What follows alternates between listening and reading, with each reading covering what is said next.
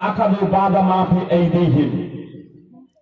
আল্লাহ রাসূল সাল্লাল্লাহু আলাইহি ওয়াসাল্লাম বলেন, যখন কোন জাতি আল্লাহ এবং তার রাসূল সাল্লাল্লাহু আলাইহি ওয়াসাল্লামের চুক্তি লঙ্ঘন করবে, তখন আল্লাহ তাআলা তাদের দুশমনদের, তাদের শত্রুদের, বিজাতিদের তাদের উপরে শাসক বানিয়ে দেবেন, আর তারা তাদের সহায় সম্পদ নিয়ে যাবে। মুসলমান আমরা আল্লাহর চুক্তি লঙ্ঘন করেছি না করিনি? রাসূলুল্লাহ সাল্লাল্লাহু আলাইহি ওয়াসাল্লামের চুক্তি লঙ্ঘন করেছি না করিনি? আনাস রাদিয়াল্লাহু তাআলা আনহু সূত্রে বর্ণিত, রাসূলুল্লাহ সাল্লাল্লাহু আলাইহি ওয়াসাল্লাম বলেছেন, মান সাল্লা সালাতানা ওয়াস্তাকবালা কিবলাতানা ওয়া আকালা যাবিহাতানা ফাযালিকাল মুসলিমু আল্লাযী লাহু যিম্মাতুল্লাহি ওয়া যিম্মাতু রাসূলিহি ফালা তুকফিরুল্লাহা ফি যিম্মাতিহি। রাসূলুল্লাহ সাল্লাল্লাহু আলাইহি ওয়াসাল্লাম বলেছেন, যে ব্যক্তি আমাদের নেই সালাত আদায় করে, নামাজ পড়ে, আমাদের কিবলাকে কিবলা বানায়, আমাদের জবাই করা খায়, সেই হলো মুসলিম। তার জিম্মাদার স্বয়ং আল্লাহ এবং তার রাসূল সাল্লাল্লাহু আলাইহি ওয়াসাল্লাম। রাসূলুল্লাহ সাল্লাল্লাহু আলাইহি ওয়াসাল্লামের যখন নাম উচ্চারিত হবে, রাসূলুল্লাহ সাল্লাল্লাহু আলাইহি ওয়াসাল্লামের যখন বর্ণনা শুনবেন, জিকির শুনবেন, তখন আপনারা মনে মনে সাল্লাল্লাহু আলাইহি ওয়াসাল্লাম বলবেন। কেন? রাসূলুল্লাহ সাল্লাল্লাহু আলাইহি ওয়াসাল্লাম বলেন, আমার নাম উচ্চারিত হওয়ার পরে যাদের সম্মুখে আমার আলোচনা হবে, আর তারা আমার নামে যদি দরুদ পাঠ না করে, তাহলে জানবে সে হলো কৃপণ, সে হলো বখিল। রাসূলুল্লাহ সাল্লাল্লাহু আলাইহি ওয়াসাল্লামের নাম শুনে কেউ যদি একবার দরুদ পাঠ করে, আল্লাহ তার উপরে 10 বার রহমত বর্ষণ করবেন। তার নামে 10টি নেকি লেখা হবে, তার গুনাহ 10টি মিটিয়ে দেওয়া হবে, তার মর্যাদার স্তর 10 বার বৃদ্ধি করা হবে। এজন্য মুহাদ্দিসিন কিরাম যতবার নবী সাল্লাল্লাহু আলাইহি ওয়াসাল্লাম, যতবার রাসূলুল্লাহ সাল্লাল্লাহু আলাইহি ওয়াসাল্লাম, রাসূলুল্লাহ নবী যতবার শব্দ এসেছে, মুহাম্মদ শব্দটি যতবার এসেছে, ততবার সাল্লাল্লাহু আলাইহি ওয়াসাল্লাম হাদিসে পৃষ্ঠে পৃষ্ঠে যতবার এসেছে ততবার তারা লিখে গিয়েছেন। তো আপনারা বলবেন মুহাম্মদ সাল্লাল্লাহু আলাইহি ওয়াসাল্লাম, রাসূলুল্লাহ, যে কোনো আলোচকের মুখে শুনবেন বলবেন মনে মনে সাল্লাল্লাহু আলাইহি ওয়াসাল্লাম। কি বলছিলাম কথাটা? রাসূলুল্লাহ সাল্লাল্লাহু আলাইহি ওয়াসাল্লাম বলছেন যে কেউ আমাদের নেই নামাজ পড়ে, আমাদের মতো নামাজ পড়ে, আমাদের কিবলাকে কিবলা বানায়, আমাদের জবাই করা খায়, অর্থাৎ মুসলমানের জবাই করা খায়, সেই হলো মুসলিম।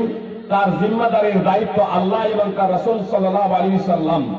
আল্লাহ রাসূল সাল্লাল্লাহু আলাইহি ওয়াসাল্লাম বলেন, তোমরা আল্লাহর জিম্মাদারিতে বিশ্বাসঘাতকতা করো না। সহিহ বুখারী হাদিস নম্বর 391। সুপ্রিয় ভাই এবং বোন, বলুন আজকে আমরা ভাই বোন কত পার্সেন্ট নামাজ পড়ি? যে নামাজ পড়ি 5%। 5% বেনামাজি হয়ে জান্নাতে যাওয়া যাবে তো? আমার কথা নয়, সূরাতুল মুত্তাসির 74 নম্বর সূরা 42 এবং 43 নম্বর আয়াত পাঠ করুন। অবশ্য 40 থেকে 43 নম্বর আয়াত পাঠ করবেন। ফি জান্নাতিন ইয়াতাসাআলুনা আনিল মুজরিমিন মা সালাকাকুম ফি সাকার ক্বালু লাম নাকুম মিনাল মুসাল্লিন।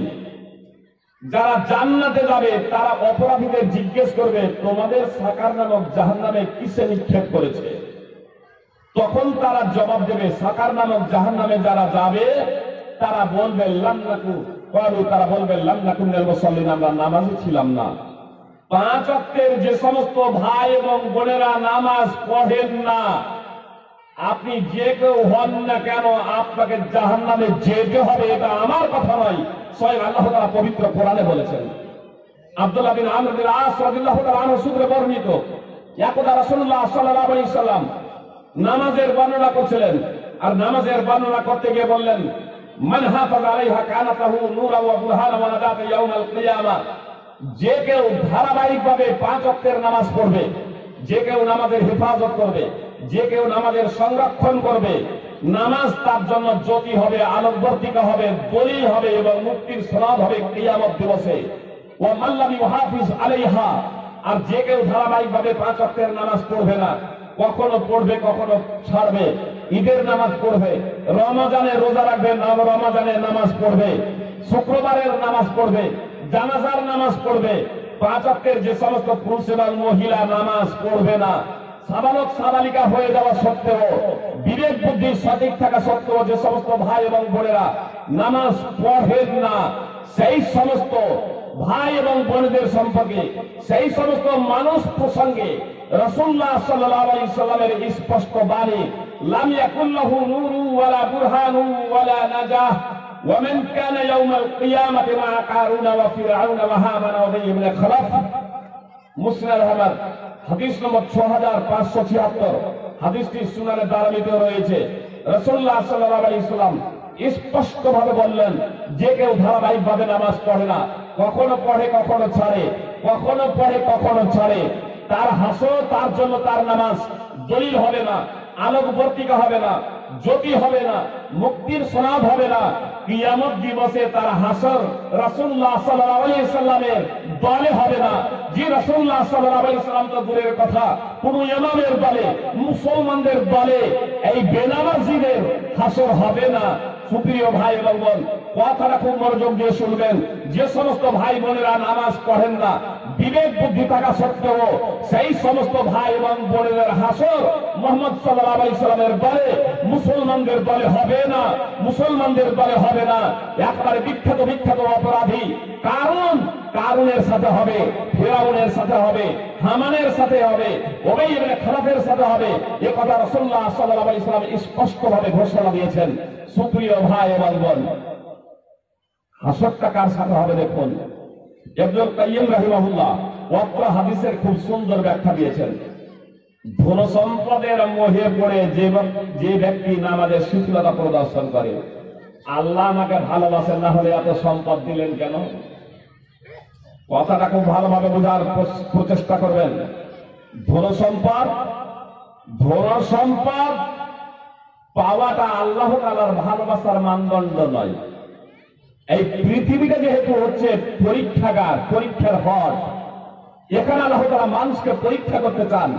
এজন্য আল্লাহ যাকে ভালোবাসেন তাকেও সম্পদ দেন, যাকে ভালোবাসেন না তাকেও সম্পদ দেন। সম্পদ দিয়ে পরীক্ষা করেন, বুঝতে পেরেছেন? সম্পদ দিয়ে পরীক্ষা করেন। ইমানদারদের জন্য এ সম্পদ লাভদায়ক, আর কাফের মুশরিকদের জন্য এ সম্পদই আবার ক্ষতিকারক। মুশরিকদের জন্য সম্পদ ক্ষতিকারক, কাফেরদের জন্য সম্পদ ক্ষতিকারক। সূরা তওবা 9 নম্বর সূরার 55 নম্বর আয়াত।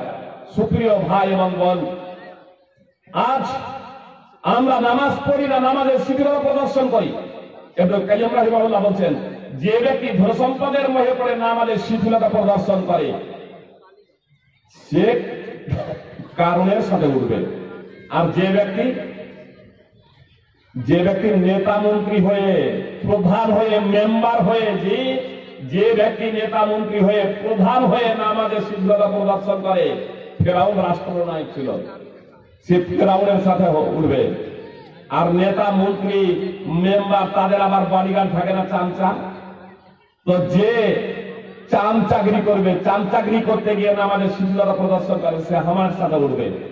আর ব্যবসা বাণিজ্য করতে গিয়ে, এবার বিজনেস খুব বড় হয়ে গেছে, হিসাব নিকাশ করতে করতে নামাজের সময় পার হয়ে যাচ্ছে, হিসাব নিকাশ করতে করতে নামাজের সময় পার হয়ে যাচ্ছে, এই ব্যক্তির হাসর হবে বিখ্যাত মুশরিক ব্যবসায়ী উবাইয় ইবনে খালাফের সাথে।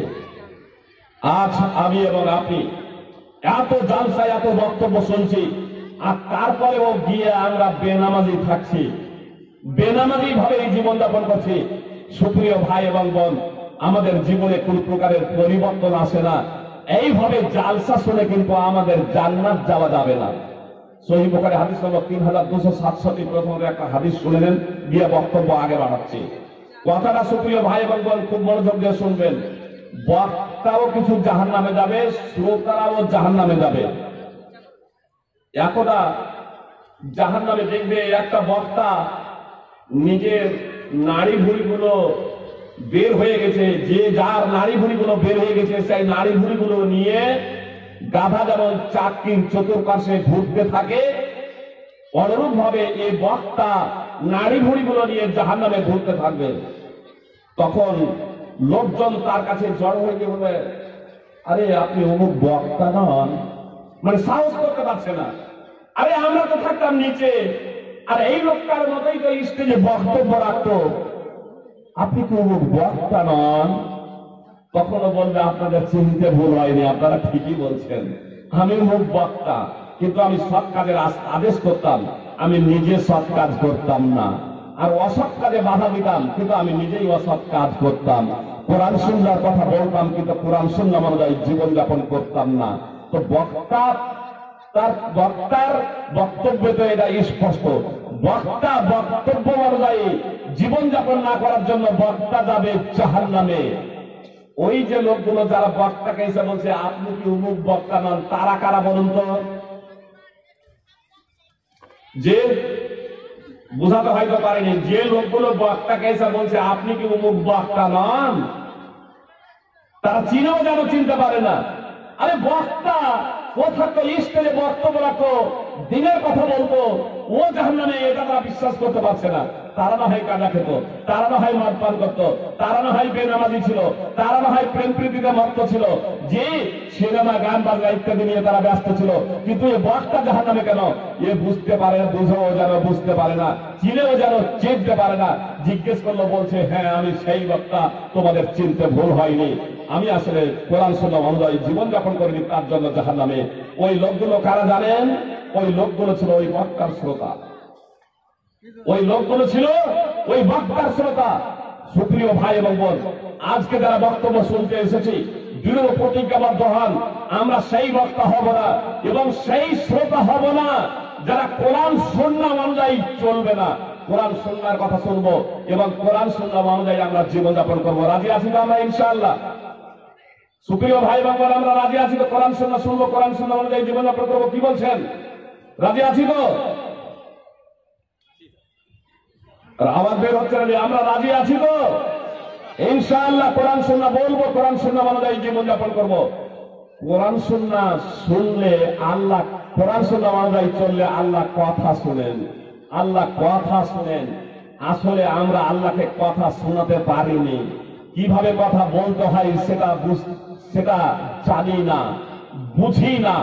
আসুন আল্লাহ দিনকে বাস্তবায়িত করলে, আল্লাহকে ডাকলে কিভাবে আল্লাহ তাআলা সাড়া দেন, সেই প্রসঙ্গে কয়েকটি কথা আপনাদের বলি। সুপ্রিয় ভাই এবং বোন, মিডিলে আমি যেখানে চাদর নিয়ে যখন আমার ভাই এবং বোনেরা যখন ঘুরছেন, 2-4 মিনিট 5 মিনিটের জন্য আমি দানের প্রসঙ্গে কয়েকটা কথা বলে দিচ্ছি। কি বলছেন বলো? তার কারণ হলো, অবশ্যই ওটা আমার চ্যাপ্টার না, বিষয় না, কিন্তু অনেক সময় সেই বিষয়টা আলোচনা উপস্থাপন করেন না। দান করলে, আপনি দান করলেন, আপনি নেকি পাবেন। অবশ্যই এখানে এতটুকু শুনলাম যে আপনি স্ত্রীকে দান করাবেন, তাহলে আপনিও নেকি পেলেন, স্ত্রীও পেলেন, তাহলে তবু দুজন পেলেন, তাই না? কিন্তু এই টাকাটা 4 জনে কিভাবে পাবেন জানেন? শুনেছেন এটা? শুনে নেবার সেই কথাটা আমি বলার জন্য আপনাদের বলছি। যারা দান করছেন মনোযোগ দিয়ে শুনবেন, দান সেইভাবে করবেন, আর ইনশাআল্লাহ আপনারা দান করেন, তার বিনিময় কিভাবে পাবেন, কার ভাগ্যে উপকারী হবে, সেই কথাটা আপনাদের সম্মুখে পরিবেশন করবো ইনশাআল্লাহ। আর দান না করেও যারা দান করার সংকল্প করেছেন কিন্তু অর্থ নাই, তারাও কিভাবে সেই নেকিটা পেয়ে যাবেন, সেই প্রসঙ্গটা আপনাদের সম্মুখে বলবো ইনশাআল্লাহ। তবে আমি যে কথাটা বলবো দলিল সহ বলবো, আমার ব্যক্তিগত কোনো কথা বলবো না ইনশাআল্লাহ। সুপ্রিয় ভাই বোন, আয়েশা রাদিয়াল্লাহু তাআলা আনহা সূত্রে বর্ণিত, যারা দান করছেন, দান করবেন ভবিষ্যতেও, কথাটা খুব মনোযোগ দিয়ে শুনুন। আয়েশা রাদিয়াল্লাহু তাআলা আনহা সূত্রে বর্ণিত, রাসূলুল্লাহ সাল্লাল্লাহু আলাইহি ওয়াসাল্লাম বলেছেন, কোন মহিলা স্বামীর সম্পদে ক্ষতি সাধনের লক্ষ্য উদ্দেশ্য না নিয়ে যদি দান করে, অর্থাৎ কোন স্ত্রী স্বামীর সম্পদ থেকে দান করছে, কিন্তু লক্ষ্য উদ্দেশ্য এই নাই যে স্বামীকে ভিখারি বানানো বা স্বামীর সাথে ঝগড়া হয়েছে এইসা দান করে, যা তুই যা ইচ্ছা কর, ওভাবে না, ভালোভাবে ক্ষতি সাধনের লক্ষ্য উদ্দেশ্য নয়, আল্লাহর পথে স্ত্রী দান করছে, আর যে জিনিসটা দান করছে সেই জিনিসটা হলো স্বামীর, স্বামী উপার্জন করেছে, স্বামী ইনকাম করেছে, সেই ইনকাম থেকে স্ত্রী দান করছে। তো স্ত্রী মনে করুন সেই দান থেকে 1000 টাকা, উদাহরণ দিচ্ছি, 1000 টাকা দান করলো, ওই 1000 টাকাটা 10 থেকে নিয়ে 700 স্ত্রীর নামে বৃদ্ধি হতে থাকবে, তাই তো। কিন্তু টাকাটা যেহেতু স্বামীর ইনকাম, স্বামী যদি রাগ না করে, কথাটা খুব মনোযোগ দিয়ে শুনবেন, স্বামী যদি রাগ না করে, স্ত্রী দান করে দিয়েছে স্বামীর টাকা, স্বামী যদি রাগ না করে বরং আরো উৎসাহ দেয়, ভালো করেছো, দান করেছো, আল্লাহর পথেই তো দান করেছো, জমা হলো ব্যাংকে আমাদের, স্বামী ইনকামের জন্য পাবে, ইনকামের জন্য পাবে সম পরিমাণ নেকি, স্ত্রী পাবে খরচের জন্য বিমা আনফাকাত, আর স্বামী পাবে ইনকামের জন্য বিমা কাসাবাত। স্ত্রী তো আর স্টেজে এখানে আসবে না, বাচ্চা মেয়ের হাতে বা ছেলের হাতে টাকাটা পাঠালো, ওয়ালিল খাজিনি মিসলু যালিক, সেও পাবে তার সম পরিমাণ। ওয়ালাম ইয়ানকুতু বাদুহুম বাদা আজরিন শাইয়া, এক অপরের নেকি হতে বিন্দু মাত্র কমানো হবে না, এক অপরের নেকি হতে বিন্দু মাত্র কমানো হবে না। সহিহ বুখারী এবং মুসলিমের হাদিস, সহিহ বুখারীর হাদিস নম্বর 2000, সহিহ বুখারীর হাদিস নম্বর 1437, 1425 নম্বর হাদিস, সহিহ মুসলিমের হাদিস রয়েছে। তাহলে স্ত্রী দান করলে সেই টাকাটা স্ত্রী পাচ্ছে, স্বামী পাচ্ছে, ছেলে এবং মেয়ে বা যাকে দিয়ে পাচ্ছে সেও পাচ্ছে। আমি বলে এই 4 জন পাবে, কয়জন পেল? 3 জন পেল। এক অপরের নেকি থেকে কারো কমানো হবে না। 1000 টাকা দান করেছে, 1000 টাকা স্ত্রী নেকি পাবে, সেটা 10 থেকে 700 হবে। স্বামীও 1000 টাকা নেকি পাবে, সেটা 10 থেকে 700 হতে থাকবে। যাকে দিয়ে পাঠাচ্ছে সেও আপনার 1000 টাকা নেকি পাবে, সেটা 10 থেকে 700 বৃদ্ধি হতে থাকবে। আমি বলেছি 4 জন পাবে, 3 জন হয়েছে, তাই না? আয়েশা রাদিয়াল্লাহু তাআলা আনহা থেকে, আয়েশা রাদিয়াল্লাহু তাআলা আনহা সূত্রে বর্ণিত, রাসূলুল্লাহ সাল্লাল্লাহু আলাইহি সাল্লাম, রাসূলুল্লাহ সাল্লাল্লাহু আলাইহি সাল্লামের নিকটে একজন ব্যক্তি এসে জিজ্ঞেস করলো, আল্লাহ রাসূল, আমার মা হঠাৎ মারা গেছে, ওয়াসিয়ত করে যায়নি, দান খয়রাত করতে কিছু বলে যায়নি, তবে আমার মনে হয় কিছু কথা বলতে পারলে হয়তো দান খয়রাত করার কথা বলতো, কিছু ওয়াসিয়তের কথা বলতো, তো আমি যদি তার পক্ষ থেকে দান করি, ফালাহা আজরুন ইন তাসাদদাকতু আনহা ওয়ালিয়া আজরুন, ক্বালা নাআম। সেই ব্যক্তি আল্লাহ রাসূল সাল্লাল্লাহু আলাইহি সাল্লামকে বলছে, আল্লাহ রাসূল, আমি যদি আমার মায়ের পক্ষ থেকে দান করি, ফালাহা আজরুন, তবে কি আমার মা নেকি পাবে? ওয়ালিয়া আজরুন, এবং আমিও কি নেকি পাবো? আল্লাহ রাসূল সাল্লাল্লাহু আলাইহি সাল্লাম বললেন, হ্যাঁ। তাহলে এখানে যার পক্ষ থেকে দান করা হচ্ছে সেও নেকি পাচ্ছে। সুনানে ইবনে মাজাহ হাদিস নম্বর 2717, হাদিসটি সহিহ মুসলিমেও আছে। ইমাম নাওয়াবী রাহিমাহুল্লাহ অত্র হাদিসের ভাষ্যে লিখছেন যে সমস্ত ওলামার ঐক্যমতে মৃতের পক্ষ থেকে দান খয়রাত করা মুস্তাহাব, এবং মৃতের নামে যদি দান খয়রাত করা হয় দাতাও নেকি পাবে, যার নামে দান করা হবে সেও নেকি পাবে। তাহলে ওখানে 3 জন ছিল, এখানে 1 জন প্লাস হলো যার নামে দান করা হচ্ছে। আপনার প্রথমে 3 জন যেটা ছিল, স্ত্রী দান করছেন নিজের নামে, ও পেল, স্বামী পেল, যাকে দিয়ে পাঠালো সে পেল, 3 জন। স্ত্রী দান করছে স্বামীর টাকাটা, নিজের নামে নয়, বাপ মায়ের নামে দান করলো, তাহলে বাপ মাও নেকি পেল, স্ত্রীও নেকি পেল, টাকাটা স্বামীর বলে স্বামীও নেকি পেল, জি। এবার যাকে দিয়ে পাঠালো সেও নেকি পেল, জি। স্ত্রী শুধু এমনটি নয়, আপনার ছেলেকে দিয়ে পাঠান টাকা, আপনি উপার্জন করেছেন, ছেলে দান করছে, ছেলে দান করছে, দাদার নামে দান করছে, দাদির নামে দান করছে, এভাবে আপনার এই টাকা বৃদ্ধি হতেই থাকবে। তাহলে টাকা আপনি দান করছেন, আপনার চক্রাকারে সেই টাকাটা অনেকজনের নামে আপনার বন্টন হচ্ছে না, হচ্ছে না? তাহলে দলিল জানা থাকলে, পদ্ধতি জানা থাকলে অনেক নেকি উপার্জন করা যায়। সুপ্রিয় ভাই এবং বোন, আমি আমার বক্তব্যে আলোচ্য বিষয়ে চলে আসি। আল্লাহ তাআলাকে ডাক দিলে আল্লাহ তাআলা তার ডাকে সাড়া দেন, তার ডাকে সাড়া দেন। তবে আমি আর আপনি পাপ কাজ করব, পাপ কাজ করতেই থাকবো, পাপ কাজ থেকে বিরত হব না।